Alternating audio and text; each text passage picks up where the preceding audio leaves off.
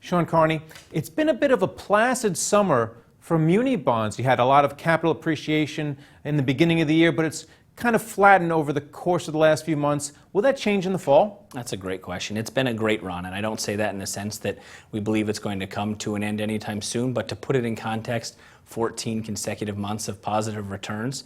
As you point out, the last couple of months have been more reliant on the income carry component of total return than the price appreciation.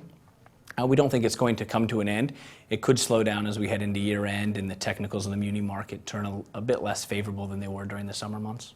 And when we have had pockets of volatility so far this year, munis have been the safe haven asset. Will that continue to be the case even though the prices have really gone up? It will. And the reason we believe that is the amount of demand for the asset class continues to be very impressive.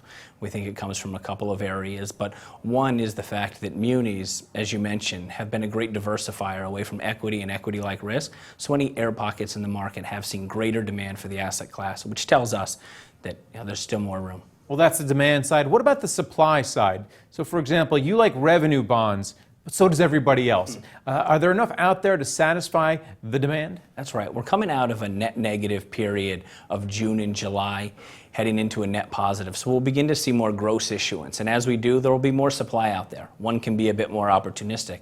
I think the main takeaway is that if you invest in municipal bonds, stay the course. Things won't change greatly. But if you're someone who opportunistically trades in and out of munis or have some cash to put to work, you may see a bit better of an opportunity in a couple of weeks when more supply hits the market. We do favor revenues over GOs, but as you state, there are many out there that do the same. And the reason why you like revenues over GOs is because when you're talking about GOs, there are some places that have pension problems. How big a crisis is this, and can a pension problem in Jersey spill over into New York? It really can, because it's concentrated, right? Right, it's very concentrated. The market has done a great job at being able to identify those pension issues.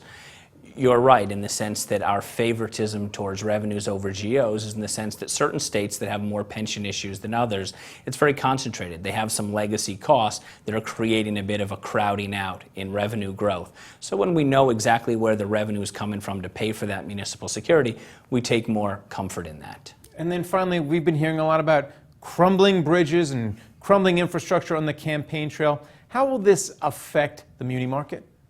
It's yet to be determined, but as we get closer to November and learn a little bit more, one of the outcomes could be we get some more infrastructure spend inside the muni market.